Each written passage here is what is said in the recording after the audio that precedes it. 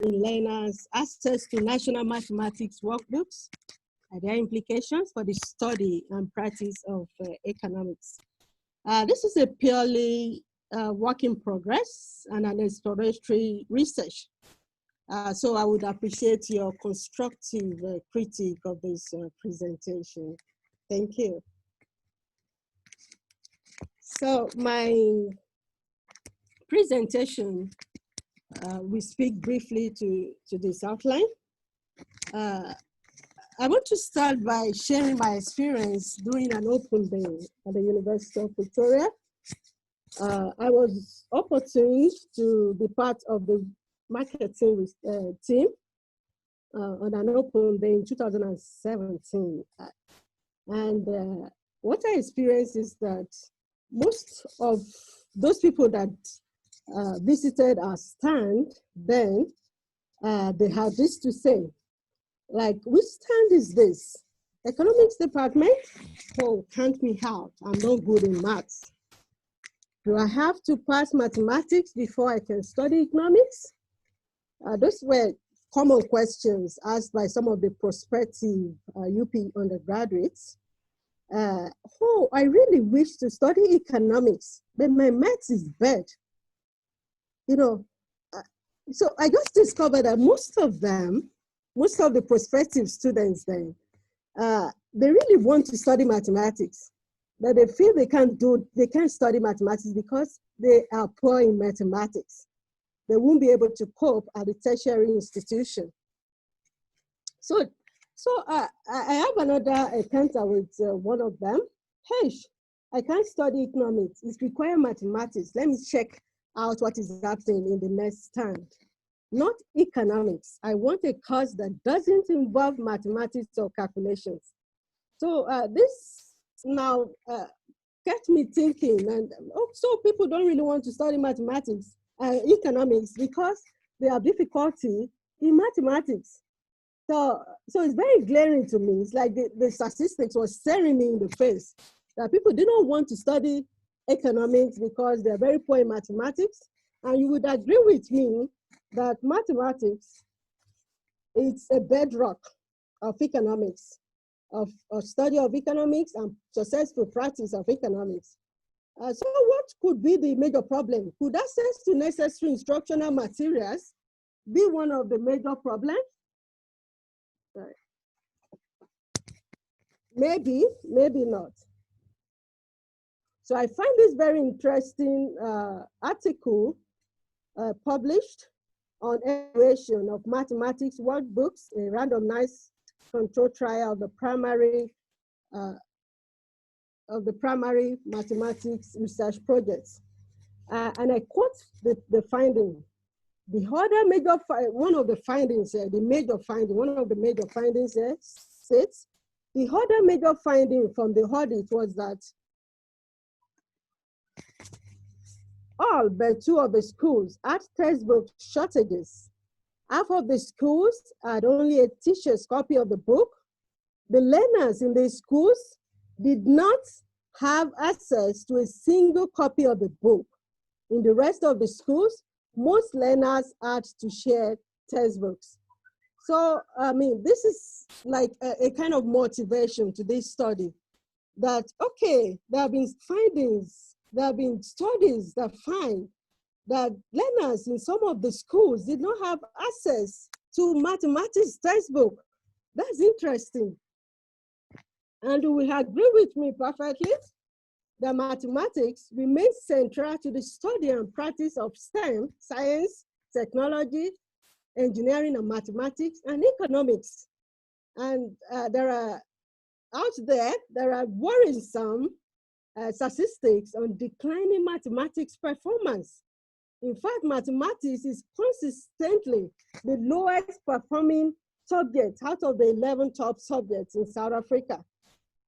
There is also a reduction in the number of students writing mathematics from about 270,516 in 2018 to 222,034 in 2019. Then another statistic shows that only 54% of the pupils who wrote the exam passed it. This pass rate is down from 58% in 2018. The minimum score for a pass is 30%. This means that only 57% of mathematics examination candidates achieved a mark of at least 30%. Of all the maths candidates, only 2% achieved distinctions. A distinction is a score of like 80 to 100%, as you all know. This is down from 2.5% in 2018. I found this very, very interesting from Professor Sulen Shea from the University of Cape Town. So in recognition of the centrality of mathematics to science, technology, and engineering and mathematics inclusive, and also to economics, and other cognate subjects such as commerce, statistics, and all of that, the Department of Basic Education introduced the National Mathematics Workbooks to grade 1 to 9 learners in schools. The provision of this workbook is to improve learning outcomes in mathematics. And you will agree with me that improving general learning outcomes in mathematics and reducing gender inequalities in learning outcomes are issues of much concern to our policymakers, and those the key stakeholders in education. And why should a drop in mathematics pass rate bother anyone? Why should it matter? Why should it matter to anyone? Why should we want to listen to this? It matters because that means that performance in mathematics at the university level will be greatly affected. Without a good performance in mathematics at the high school level or the basic level, the school leavers are not eligible for programs at university in STEM or in economics. So a decline in performance in mathematics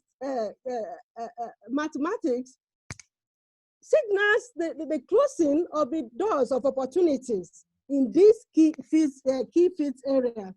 So it's very important, and that is why the government moved to come up with a strategy in order to improve learning outcomes in mathematics.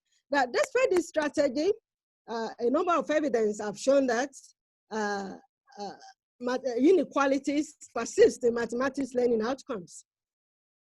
What do we find in the literature? What I find in the literature is this.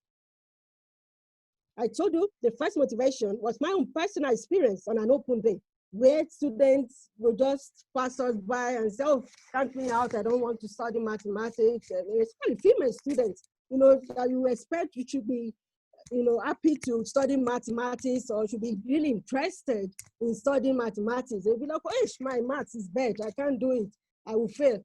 So what the literature tells us about this is that studies find that the workbooks, the provision of these workbooks, which is one of the main strategies of the government to improve learners and their interest in mathematics, have been of tremendous help in improving learning outcomes and test scores, while others are of the opinion that learners still display the same degree of learning improvement in mathematics. So there is a kind of like a mixed findings on whether the workbook or that particular intervention or strategy is working. But the one that is very interesting is the study by Matthew et al., for instance, that find that teachers use the workbooks in disparate ways as a resource, and the majority of the teachers use the workbooks in ways that do not resonate with the Department of Basic Education intentions. So this gives us some clue about the fact, okay, why are people scared? Why are students, especially the pupils, the prospective undergraduates, are scared of mathematics? Some of them, they don't want anything to do with mathematics. Yeah, I will refer you back to the earlier studies I quoted, that the other major finding from the audit was that all but 2 of the schools had textbook shortages. Half of the schools had only a teacher's copy of the book. The learner in these schools did not have access to a single copy of the book. Then in the rest of the schools that were sampled, most learners have to share textbooks. If we look at the psychological aspects to all of this, we will discover that when learners do not own a textbook, do not have access to a textbook, kind of claim ownership on a textbook, it definitely affects learning outcomes. So how do this paper contribute to all this existing knowledge base? These studies explore a nationally representative survey to assess and explore gender differences in learners' access to national mathematics workbooks along some economic and social demographic factors. The contribution of each factor to the differences was also explored. I want to state something there. This research does not explore any causal links or intend to make causal inferences on the relationship between access to national mathematics workbook and the study and practice of economics. What it does is just to explore all these possibilities based on the available data that I have, to see that, okay, I have a personal experience. They don't want to study economics. They don't want to practice it because they feel, oh, I'm very poor in mathematics. I don't want to be part of this. I don't want to fail. Then, so I just believe that by doing this kind of assessment, it's just an aspect of a whole assessment that should be done in order to make any causal inference. We need more information. We need school level information. I believe that this, my contribution, can add to a kind of shed more light on implications for female study and practice of economics at such a level of education, while linking it with mathematics at the basic level. So which method do I employ? I told you earlier I use a national representative data. The 2018 General Household Survey is a large cross-sectional household survey with sample size that is approximately 21,000 households. It contains population weights, and more pertinently, it collects information on a range of demographic and socioeconomic information, and the information on access to mathematics workbook by pupils and other education-related individual level data, such as school, the type of school the pupils attend, and other sort of information. What methods do I employ? I employ just a simple empirical strategy.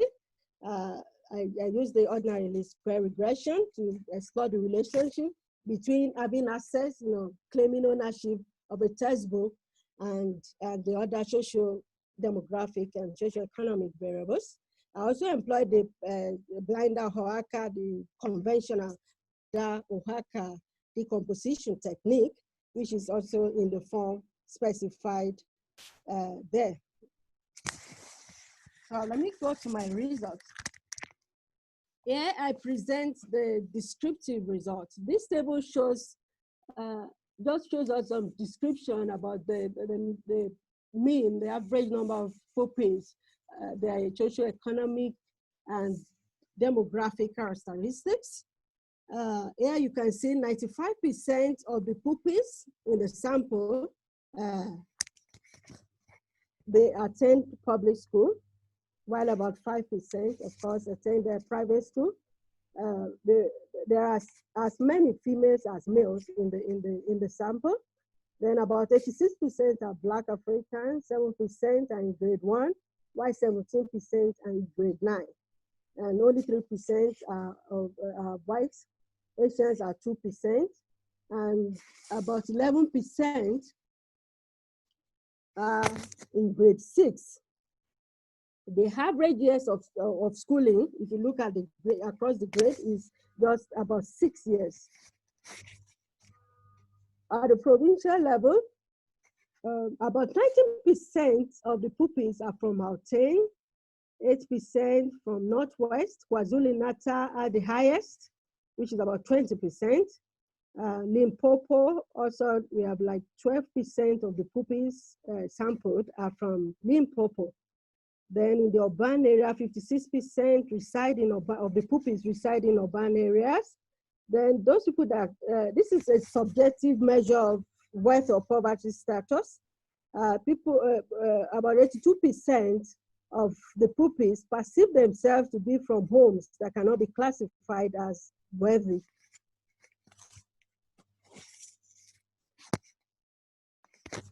Okay, this other table shows that here, this table gives the summary statistics of pupils who reported having no access to the National Mathematics Workbook.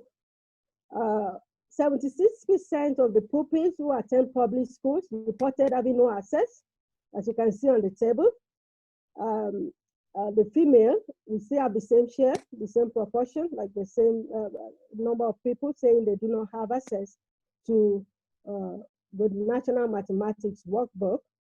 Then approximately 83% of Black Africans reported having no access to those textbooks that are supposed to improve learning outcomes in mathematics and endear their interests, most probably in STEM and economics and other mathematics-related subjects.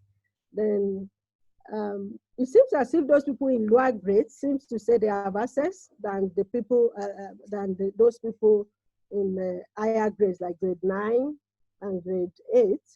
Like in grade 1, it's like more of those in lower grades have access to the workbooks than those in higher grades. Then those in about 31% of the pupils in KZN reported having no access. 16% from Pumalanga, and 8% from Limpopo.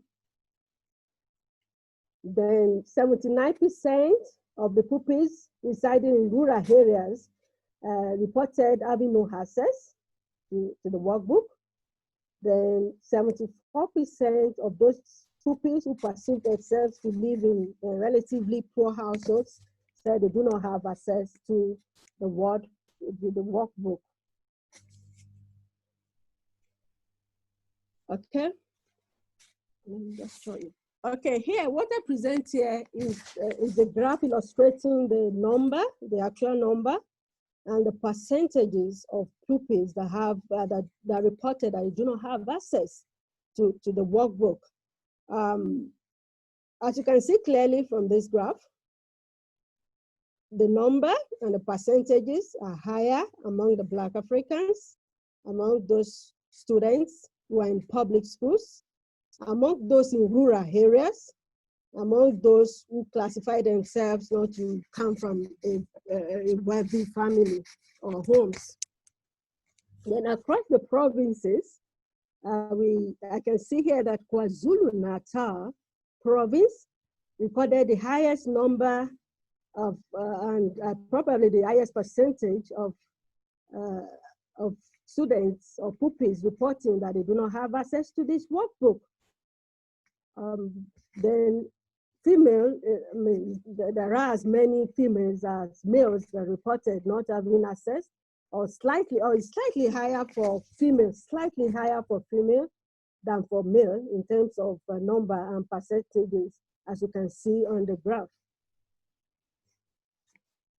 Okay, so this is just a graph. The graph you're looking at there is a graph that explored the relationship between pupils' access to this workbook and the years of schooling from grade 1 to 8. What is the note is that it's just a non-parametric plot of smooth pupils' access to NMW, that is the National Mathematics Workbook, plotted against their years of schooling, and it depicts that access decreases as years of schooling increase, as we've seen in the previous tables. On average, pupils in lower grades have more access than those in higher grades. Like I see pupils in grade 2, most like grade 3 thereabout, are most likely to have access than pupils in grade 9 or maybe grade 8. So I went further to plot this that initial graph against by gender I went to plot it by gender, by male and female. And what this shows is that at lower grades, let's say grade 2 to grade 4 or 5, thereabout, more females, they're more likely to report that they do not have access to the workbook than at higher grades, like grade 9 or grade 8. Both curves, almost converge, even converge at the tail end of the distribution, that is at higher grades. So this shows that female pupils, they are less likely to have access at some point, in the middle of the distribution, like maybe around grade 4 and grade 5, as you can see there. So this is not too clear whether male or female, but we can see from the initial results, from the initial graph that I told you, that there is a likelihood that the females are slightly more likely not to have access than their male counterparts, as shown by the graph, as confirmed by the graph here. Then I also do the same for urban and rural divide area settings. It shows clearly the existence of a non-linear relationship between pupils' access to these workbooks and their years of schooling for both rural and urban area.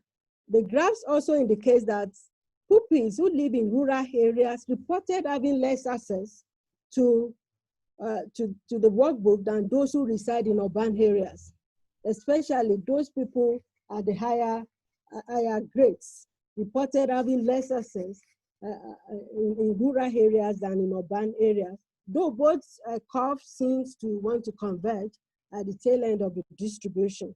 But access remains relatively higher for pupils in urban areas than those in the rural areas. Then I also do the same by the type of school. This shows clearly that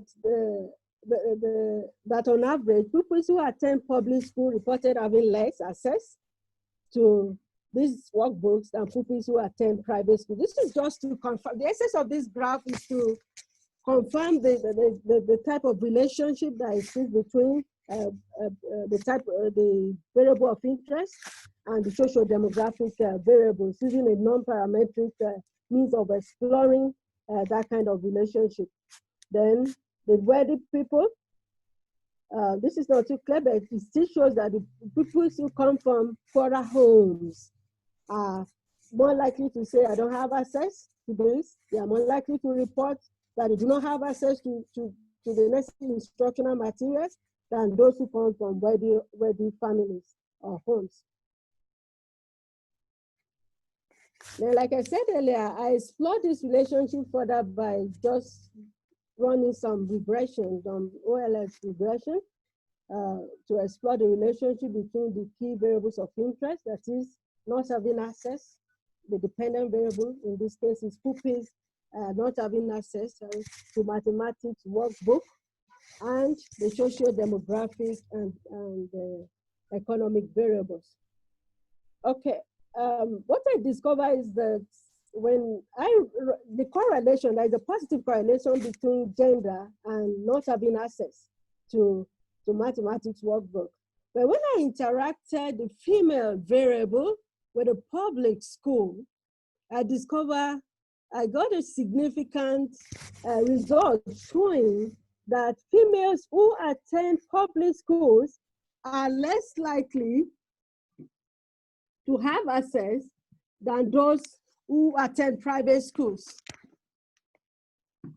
Then I also interacted this with the female variable with rural areas, that is those who school in rural areas. I got the same result, although not significant. The coefficient there is not significant, as you can see. The females, female pupils, if you see female there, it means female pupils, or female learners who school in rural areas, since they are less likely to have access to the mathematics workbook. Then generally, public schools are less likely, about 10%.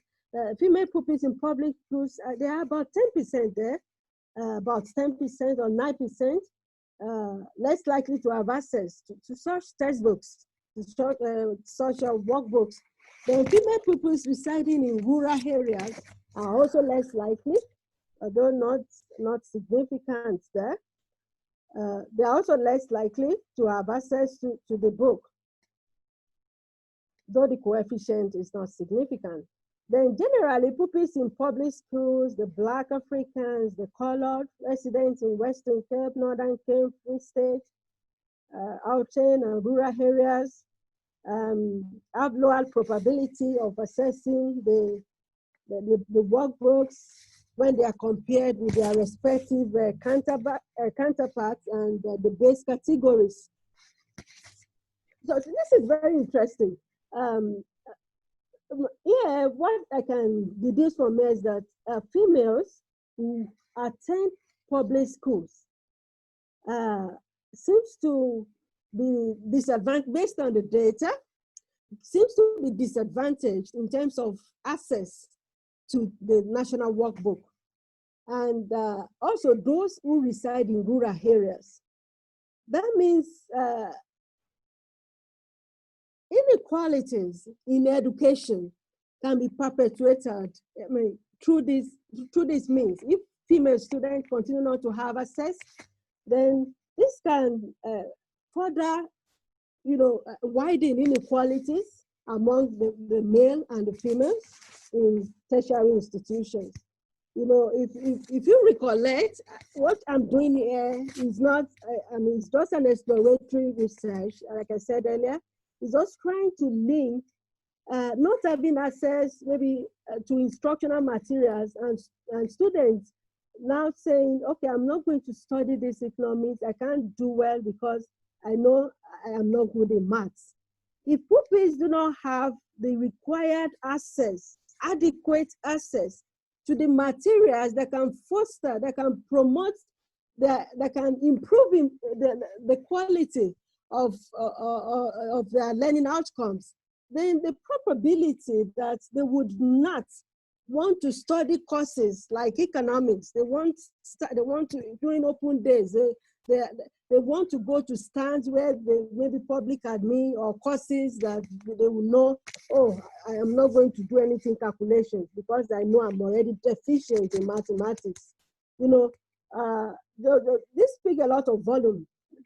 So it's expected that you see a lot of females from rural areas not getting to tertiary institutions to study courses like science, like technology, like engineering, like mathematics, like economics, because they feel they cannot cope. You find very few of them. Yes, there are few of them that do study, but majority of them would not have interest in studying courses that they know they will definitely perform poorly. The same goes for Black Africans. They, although not significant, they are less likely. The colored, those people residing in Free State and Eastern Cape, Free State, Western Cape, and Gauteng. So this is just to show that this might have informed the type of experience that I had during that open day, that students feel they are not capable to do this, especially those from public schools, that they feel, oh, maybe the only textbook we have in class is shared and the teacher only have access to it. I don't have adequate, I don't know maths, I'm not good in mathematics. There may be other reasons. So I'm just trying to make a kind of deductions from these results. Of course, there are other reasons, but you would agree with me that access to instructional materials, especially in a course like mathematics, is very important to good performance. It's very important. If a student wants to perform excellently well in a course, that student must have adequate access and ownership to some degree to instructional materials that is being used. So if people are saying, okay, there is a particular workbook based on government strategy to improve learning outcomes in mathematics, and they do not have access to this mathematics, that could invariably or through some indirect, link affect, their interest or their interest in studying courses like mathematics or economics, which is, you would agree with me, you have to pass mathematics before you can study economics, unless you may not be able to gain admission into economics. Then I move forward. This is just a continuation of that result. It seems as if those people these results are not significant, but it shows that all of them do, one way or the other, have access to the workbook. Despite those people in grade 6, which is significant, about 1.7%, they are like 1.7% more likely to have access. Then people in higher grades generally are more likely to have access to that workbook compared to those in lower grade. That's what the result is saying there.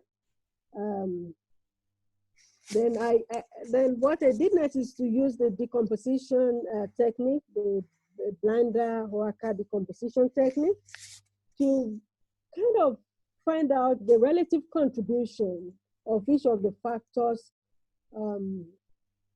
to the differences to gender differences in access to the learner's workbook. So what the result shows there is that public schools, the type of school, is an important driver of gender differences in pupils' access to these workbooks. This alludes to the earlier results that are presented. We can see it there. Yeah, some of you that are familiar with decomposition, you could see that the major contributor here now to that differences, to gender differences in access to the workbook, is the type of school that a child attends. So it will not be surprising if you see that a lot of pupils from private schools, maybe as opposed to public schools, they're more likely to do very well in mathematics as a course, as a subject.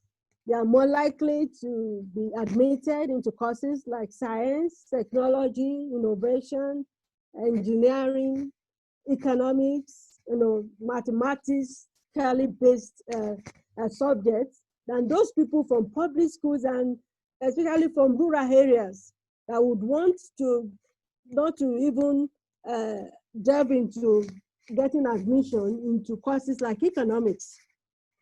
So these are, like I told you, it's just like trying to find out factors. I know that a lot more needs to be done in order to be able to unravel some of this. One needs to get school level information, the Department of Basic Education information. So what just got me thinking is when I saw the call and my personal experience, like I said earlier, I just feel something must be wrong. It must be, why are pupils afraid of mathematics? They don't want to study this course. They don't want to do anything that have to do with mathematics. So now I can get a clue. I don't know, I may need another data to support this, because this is just exploratory as it is now, to support that maybe pupils in public schools are less likely to be in mathematics, in economics department. If we get like administrative data from the university just to explore it, yeah, that would be very interesting. So our conclusion is that gender equality part is not just gender inequality alone, even inequality in terms of other socio-demographic variables like rural, urban type of school and all of that. And this could have implications, invariably could have implications for women's study and practice of economics, since we know that mathematics remains a bedrock for the study and practice of economics. And a good foundation in mathematics will undoubtedly facilitate a good career in economics. The results also indicate that female learners in public schools and rural areas are less likely to have access to this workbook. So it will not be surprising to see that less of females from rural areas, from maybe public schools, generally, when we compare in terms of the percentages or the proportions, we find them not interested in mathematics. Maybe there were some of the students, the prospective undergraduate students I encountered during the open day, trying to say, hey, I can't study, count me out, this thing, maths is hard, I can't do it. I want course like public or something that doesn't have mathematics at all. And I'm finding resonate with other similar studies, which find that the type of school is an important driver. And not only that, that in some schools, of course, that will require school level information, that even, or maybe a kind of primary source of information, going to the field to see for yourself, doing a randomized control trial, to find out that even the way the workbooks are being used do not resonate with the Department of Basic Education's core values and intentions, for improving learning outcomes in mathematics. That may require some progress. At least the secondary data that I've analyzed there is giving us a clue, I'm not going to make any deduction, outright deduction from this. They're giving us a clue that there is a problem that females in public and private, in public and rural areas, are less, female pupils from those areas are less likely to have much interest in studying courses that are mathematics based on maybe they do not have access now to the workbook, and of course that would affect their performance. Yeah, okay, like I told you, we still have a lot of work to do on this. It's a work in progress. It's just an exploratory research or work. We need, to further enrich data, you need to gather school level information, gather data from necessary to enrich this work. And more importantly, it can be done through experiment, like doing some kind of randomized control. I would be really interested to do this. To solidify my findings, or really, to really find a correlate. Because what I've done here, I've not really correlated maybe the study of economics and mathematics. What I've done is just to explore that, okay, people say they don't want to study economics because they don't like mathematics. So what is happening to mathematics is that they do not have access to the necessary materials that would make them to excel and then proceed to study mathematics related courses. So experiment will do a very good to see for ourselves under a natural environment, doing some kind of randomized control trial to explore the causal effects of the intervention, of this type of intervention on a specified outcome variable of interest. Thank you so much for listening. Thank you.